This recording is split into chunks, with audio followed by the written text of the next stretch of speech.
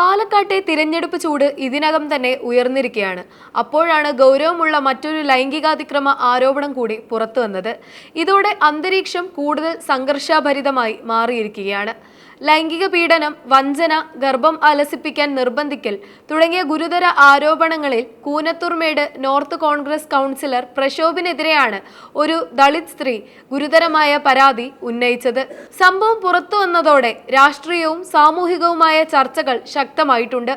Palakkad MLA Rahul മാങ്കൂട്ടവുമായി അടുത്ത ബന്ധം പുലർത്തിയിരുന്ന ആളാണ് പ്രശോഭ്.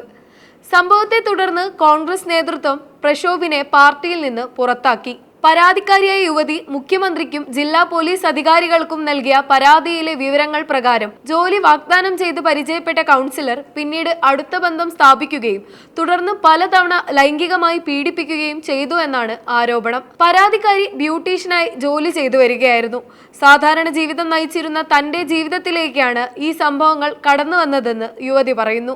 ഇതിനിടെ കൗൺസിലറുടെ പിതാവുമായി ബന്ധപ്പെട്ട ഒരു സംഭവവും പരാതിക്കാരി ചൂണ്ടിക്കാട്ടി. ഒരിക്കൽ കടയിൽ പോയപ്പോൾ അദ്ദേഹം തനിക്കെതിരെ മോശമായി പെരുമാറിയതായി പരാതിക്കാരി പറയുന്നു. ഈ സംഭവത്തിന് പിന്നാലെയാണ് കാര്യങ്ങൾ മറ്റൊരു വഴിയിലേക്ക് മാറിയത്. അതിനുശേഷം പ്രശോഭ് യുവതിയോട് അടുത്തു, സൗഹൃദം സ്ഥാപിച്ചു. സ്ഥിരമായ വരുമാനമില്ലായ്മ കാരണം ഒരു സ്ഥിര ജോലി കണ്ടെത്താൻ സഹായം തേടിയതായും യുവതി പറയുന്നു.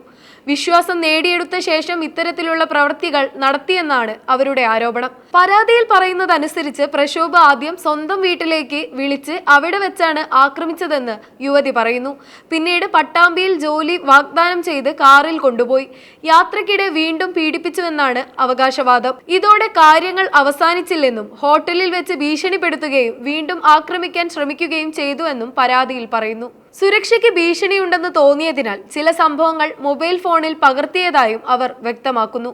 യുവതി ഗർഭിണിയായ വിവരം അറിയിച്ചതിനെ തുടർന്ന് ഗർഭം അലസിപ്പിക്കാൻ ഗുളിക കഴിക്കാൻ നിർബന്ധിച്ചുവെന്നും ഇത് നിരസിച്ചതോടെ ഭീഷണിപ്പെടുത്തിയതായും ആരോപണമുണ്ട്.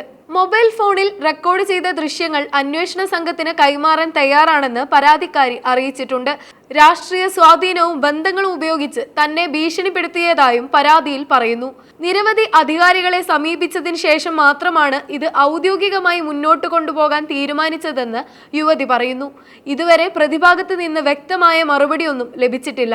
അതിനാൽ തന്നെ വിഷയത്തിൽ കൂടുതൽ വ്യക്തതയ്ക്കായി എല്ലാവരും കാത്തിരിക്കുകയാണ്. യുവതി മുഖ്യമന്ത്രിക്കും ജില്ലാ പോലീസ് മേധാവിക്കും പരാതി നൽകിയതിനെ തുടർന്ന് പോലീസ് അന്വേഷണം ആരംഭിച്ചു. നിലവിൽ പ്രതി ഒളിവിൽ കഴിയുന്നതായാണ് വിവരം.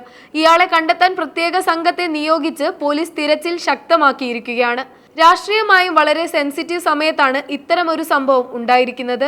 സിറ്റിംഗ് MLA രാഹുൽ മാങ്കൂട്ടവുമായി ബന്ധപ്പെട്ട മറ്റു വിവാദങ്ങൾ നേരിടുന്ന കോൺഗ്രസിന് ഈ സംഭവം കൂടുതൽ സമ്മർദ്ദം സൃഷ്ടിക്കാനിടയുണ്ടെന്ന ആശങ്ക ഉയരുന്നുണ്ട്. തിരഞ്ഞെടുപ്പ് കാലഘട്ടത്തിൽ പുറത്തുവന്ന ഈ സംഭവം പാലക്കാട് രാഷ്ട്രീയ രംഗത്ത് വലിയ ചർച്ചകൾക്ക് വഴിവെച്ചിരിക്കുകയാണ്. കേസിൽ കൂടുതൽ പേർ ഉൾപ്പെട്ടിട്ടുണ്ടോ, മറ്റ് ഇരകളുണ്ടോ തുടങ്ങിയ കാര്യങ്ങളിലും പോലീസ് അന്വേഷണം തുടരുകയാണ്.